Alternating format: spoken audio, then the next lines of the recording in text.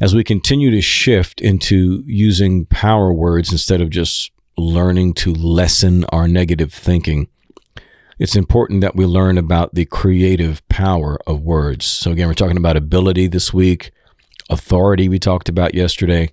Today we're talking about creativity. It's important for us to learn about the creative power of words because power is creativity, okay? And creativity is power. And that's when you bring into reality something that wasn't there before. Creativity is bringing something into reality that was not there before. You are creating something. So again, when I say this sort of stuff, I'm not talking about anything magical, although it can often appear that way. It can literally appear like it's happening that way. But what I'm talking about is something much more practical. The most important thing that you can create is your environment. Okay? The most important thing that you can create is your environment. Your environment it's the conditions that surround your life and the conditions that are both seen and unseen. The conditions of your life, that's your environment. Those that are both seen and unseen. And so what I'd like to focus on are the more unseen aspects of your environment. We talk all the time about creating wealth or this or that. Let's talk about the unseen aspects of your environment. Your words are what create the unseen conditions of your environment, and that will be felt by you and by other people. You know, you ever felt someone who has a presence about them, right? When they walk into the room, their presence is felt when they come into the room. That's creative energy. That is an environment that they carry. I've had people at times say this in reference to me after we'll visit, and they'll say, dude, I could just feel it off of you. Now that I'm not aware of it. And maybe if that person then got to know me, like my family or something, then they wouldn't necessarily feel that all the time. But you can create an environment around you that is just filled with possibility thinking, an environment around you that is just filled with positive flow.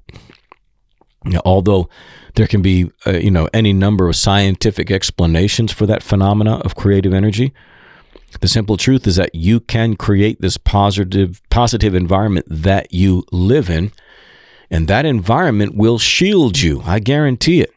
That environment will help to protect you, because when you speak negatively, you open yourself up. You open up wide all the gates, and whatever energy or bad things around you are just going to attack you like a pack of wolves, and you're just going to make your situation that much worse. You can create an aura of creative energy to envelop you by learning to speak positive, powerful words at all times. Say things like, I am a magnet of good things. A magnet, that it's drawn to me. I am a magnet of good things. I am a powerful force in this world. Nothing is impossible for me. Life will bend to my persistence. I see myself already where I want to be. I already possess all that I'll ever need. I already have what it is that I want. That's important to note. I'm not talking about necessarily greed or rank materialism. I'm not talking about selfishness. In fact, these principles may not work as well if they're based on something so, selfish, because you won't have the power to believe for them. You'll have more of a power to believe for something the more, moral it is. Okay, the more justified in your mind that it is. And it's very hard to justify selfishness. So by being driven by greed or lust or any of these other things, you will more or less thwart the process. It's much, much better to be driven by the rightness of it, by the justification of it, because it's good for you to live your maximum life. I've said it before. It's good for you. It's good for others. It's good for you to achieve your goals. It's good for you to have the transformation that you want. It's good for you to have the job, the relationship, the money that you want, the body that you want. That's good for you. That's good for everybody else. So those are right and they are good. They are justified. But if we're talking about manifesting all that you are and all that you can do, then you should amplify your words tenfold to begin to truly draw on that power within you. And this is an important point. Don't just do this haphazardly or halfway. You almost have to exaggerate things, because that way it'll really start to draw on you.